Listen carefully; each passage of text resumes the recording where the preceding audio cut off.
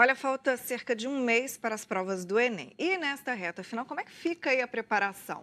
Só aqui em Minas, quase 726 mil pessoas devem fazer o exame. Pois é, a concorrência é grande, todo mundo É. sabe disso, né? Então vamos saber o que priorizar nessa reta final. Quem conta pra gente é o professor de português e redação, Marcelo Batista. Muito bom dia.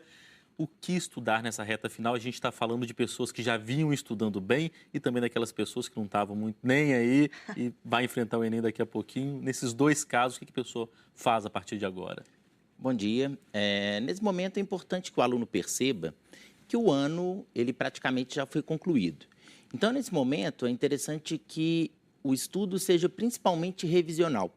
Então, é desejável agora que o aluno tente rever as principais matérias que foram dadas ao longo do ano, que ele tente reler os principais conteúdos das matérias que já foram dadas e que, obviamente, ele tente agora manter um pouco de tranquilidade e que ele perceba que, faltando um mês, claro, dá para estudar, mas a maioria do que é para acontecer já está definido. Então, mesmo quem não estudou muito, é bom revisar aquilo que ele já sabe.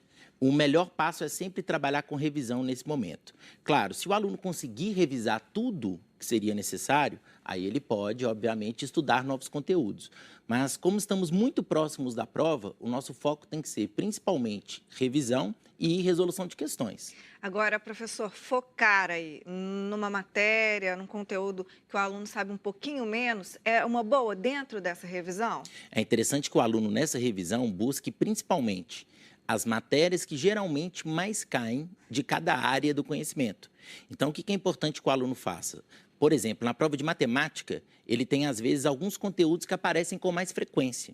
Ele pode buscar já esses conteúdos e, obviamente, dando preferência ao que ele tem mais dúvida, para estudar e procurar entender, que é uma maneira de garantir já um número maior de questões no exame como um todo.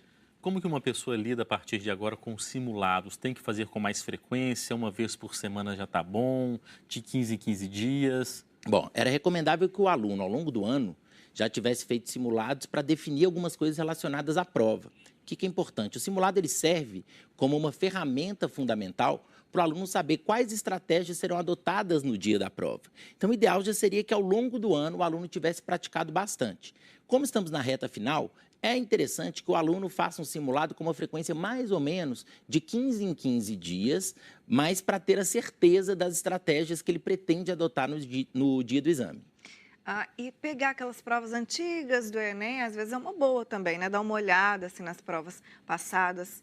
A prova do Enem ela já tem basicamente uma cara definida, né? É. Então, quanto mais o aluno puder verificar quais são as principais características da prova, quanto mais ele conseguir conhecer a respeito dessas características, melhor. Então, às vezes, fazendo essas provas antigas, ele vai até perceber quais são os conteúdos mais importantes e quais são os conteúdos que caem com mais frequência, de maneira que ele consiga, inclusive, potencializar o estudo nessa reta final. Isso é fácil de encontrar, né? Só um minutinho. Na própria internet você acha lá as provas passadas todas. As provas elas estão disponíveis com muita tranquilidade na internet. O aluno consegue encontrar pelo menos as últimas 5, 6 provas completinhas na internet sem problemas. É claro que você não tem uma bola de cristal, mas vamos falar um pouquinho dos temas ou do tema da redação para esse ano. Assim, tem alguma ideia, algum direcionamento, pelo menos, para...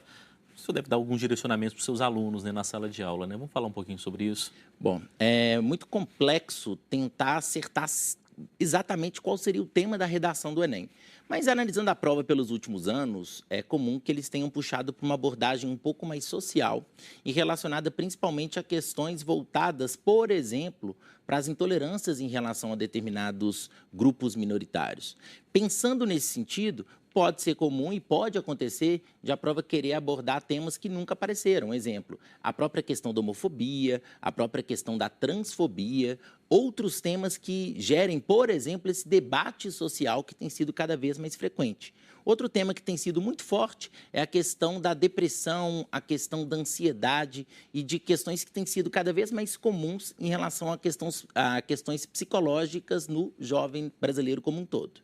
Marcelo é professor de português, de redação. Qual a dica para a redação aí, além de estar por dentro de todos esses assuntos, que são assuntos gerais, né, da atualidade, para fazer a redação? Assim, tem alguma dica, algum pulo do gato? Bom, para fazer a redação no dia especificamente da prova, é importante que o aluno sempre tente descobrir qual é o momento certo para ele na hora de fazer a prova. O que eu quero dizer? Tem aluno que gosta de, no primeiro dia, começar pela redação.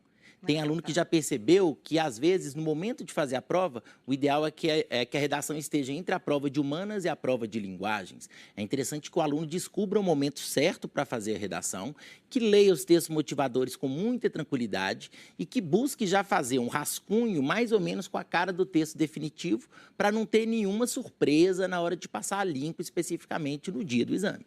Tá bom, então. Acho que demos boas dicas aí para quem vai fazer o Enem, né? Professor, Sim. obrigada pela Obrigado. presença. Ótimo dia. Obrigado. Um ótimo dia para você, professor. Olha, a queda